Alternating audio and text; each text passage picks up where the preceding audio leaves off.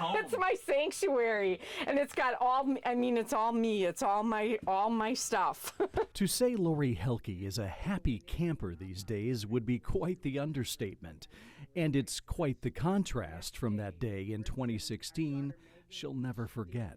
The Tuesday after Memorial Day, we came in and we had jobs, or what we thought we had jobs that morning, and by noon I was home and out of a job. Learning that Foster Needle Company, where she had worked for 32 years, was closing its doors for good, left Lori in shock and uncertain about her future. I didn't know, it's like what everybody thinks. Now what? And I was 53 at the time, so it's kind of an odd age to start over again. After taking a few weeks to digest her unexpected situation, Lori decided to pursue her passion, writing.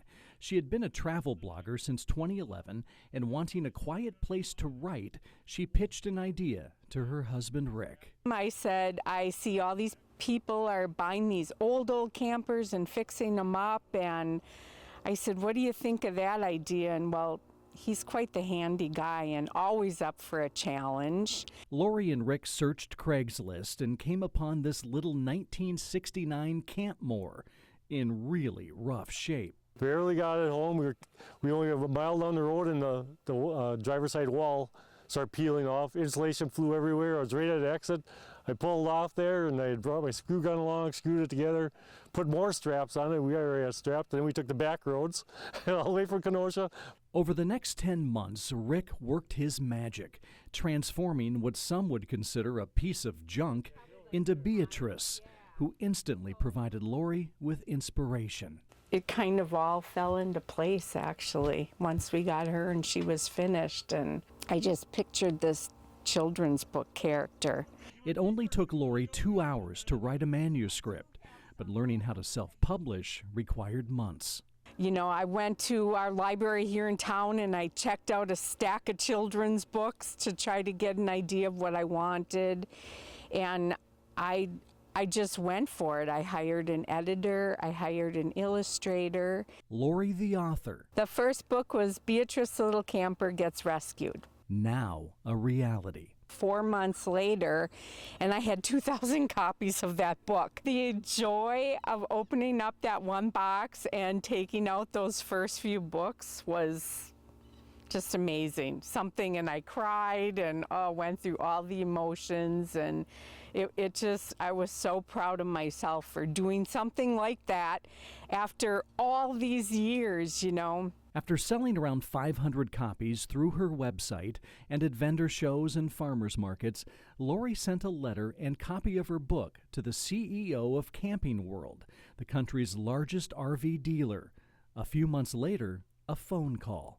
That was like, like this famous person is calling you. And he told me, he said he loved the story. He loved the idea of Beatrice as the character of the book, and of course the camping theme. So he bought all my inventory and they went out in camping worlds across the United States. So I was like, oh my gosh. Lori was now off and running. It gave me the validation to write the second book, Beatrice the Little Camper's Brave New Friend. This time, the theme of Lori's book tackled a common social issue. And it's about Beatrice looking different and getting bullied and, kindness. She has a friend that comes in and sticks up for her and says, just because we look different or different on the outside means that, it just means that we're the same basically on the inside and we want the same things. Because I thought that was an important message. Another book, more rave reviews. The reviews and the remarks she gets, it's incredible. It's just beautiful. Yeah, proud of her? Oh. Don't show that. I'm very proud of her. This summer, Lori plans to branch out and travel across the state to write a travel guide of Wisconsin's 19 harbor towns.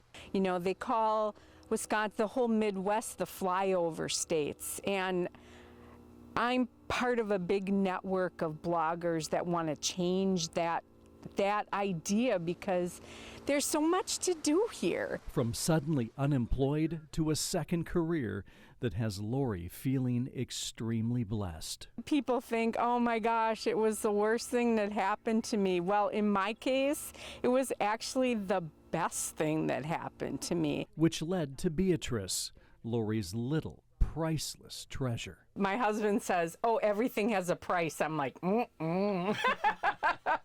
Lori hopes to have her Harbor Towns book completed around this time next year. Then it's back with Beatrice for inspiration on a third children's book. In Kiel with photojournalist Michael Bergman, I'm Jeff Alexander for Small Towns.